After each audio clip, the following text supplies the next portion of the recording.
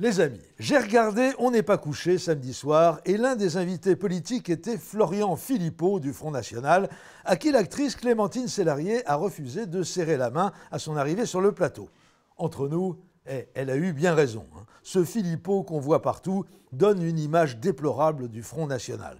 Il est chafouin, d'apparence craintive et de complexion chétive, manifestement en piètre condition physique, et affligé de la tonicité d'un lombric et de la musculature d'une moule, affichant, disons-le tout net, à l'instar du directeur de campagne de Marine Le Pen, le grassouillet David Racheline, une virilité plus que perfectible.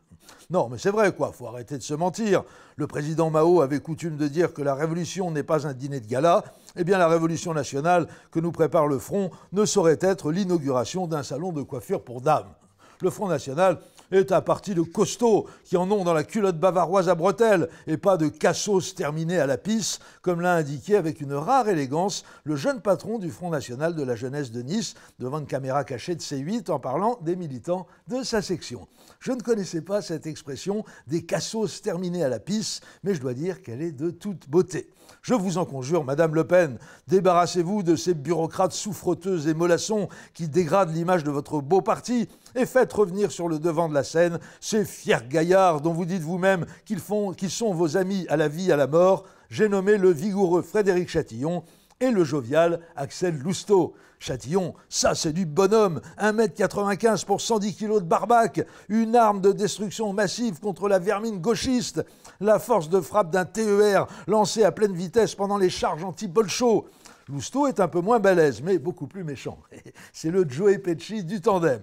Ces deux vieux copains de Marine sont chargés aujourd'hui du financement du parti, une discipline dans l'exercice de laquelle ils ont manifesté une rare créativité, en dépit des persécutions sous la forme de mise en examen pour escroquerie et abus de biens sociaux que leur ont infligé une justice aux mains des communistes, eux-mêmes manipulés par les sionistes qui contrôlent la totalité de l'appareil d'État, plus les médias et les banques.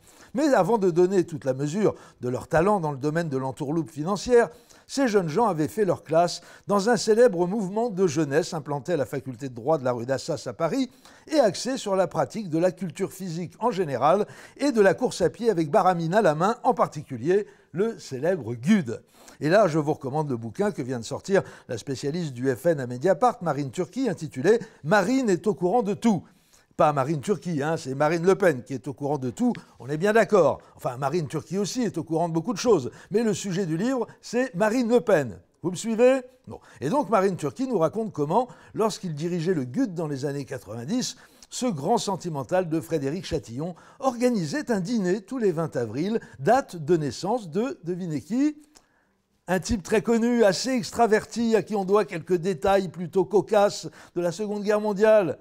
Adolf Hitler, gagné! Frédéric Chatillon, meilleur ami de Marine Le Pen, est un fan inconditionnel d'Adolf Hitler. En tout cas, il l'était à l'époque. Philippot, son idole, c'était Mylène Farmer. Chatillon, la sienne, c'était Adolphe. C'était sa Rihanna, lui, Adolphe. Écoutez plutôt le témoignage d'un ex-gudard repenti, un certain Denis Lemoyle. Pour rendre hommage à ce grand homme, au cours de l'un de ses dîners, le seul auquel j'ai participé, dans un restaurant de Montparnasse, Chatillon avait apporté avec lui un portrait peint d'Adolf Hitler, un portrait qu'il nous présentera au cours du dîner en prononçant ces mots « Mon Führer bien-aimé, il est magnifique » avant de l'embrasser. C'est-y pas trognon, ça, ce grand gaillard un peu bourru qui a passé une bonne partie de sa jeunesse à fracasser des mâchoires à coups de barre de fer, à briser des rotules à coups de Doc Martens, à éclater des tympans au nunchaku, à dérouiller du négro, à matraquer du youpin sans état d'âme, le voilà qui se laisse attendrir et fait un gros poutou à son Führer bien-aimé. C'est trop mignon. Mais le plus attendrissant est à suivre. Figurez-vous que quelques années auparavant, toujours selon le gudard repenti Denis Lemoyle, alors qu'il était étudiant, Chatillon organisait des soirées pyjama rayées. Alors ça, c'est trop drôle. Vous avez compris l'allusion? C'est en référence aux tenues des déportés juifs. Bah oui, dans les camps d'extermination. C'est super marrant, vous trouvez pas? Mais le plus désopilant, c'est que ce formidable déconneur est toujours aujourd'hui le meilleur ami à la vie, à la mort de Marine Le Pen, 25% d'intention de vote au premier tour de la présidentielle. Des soirées pyjama. Quel dégénéré. Salut!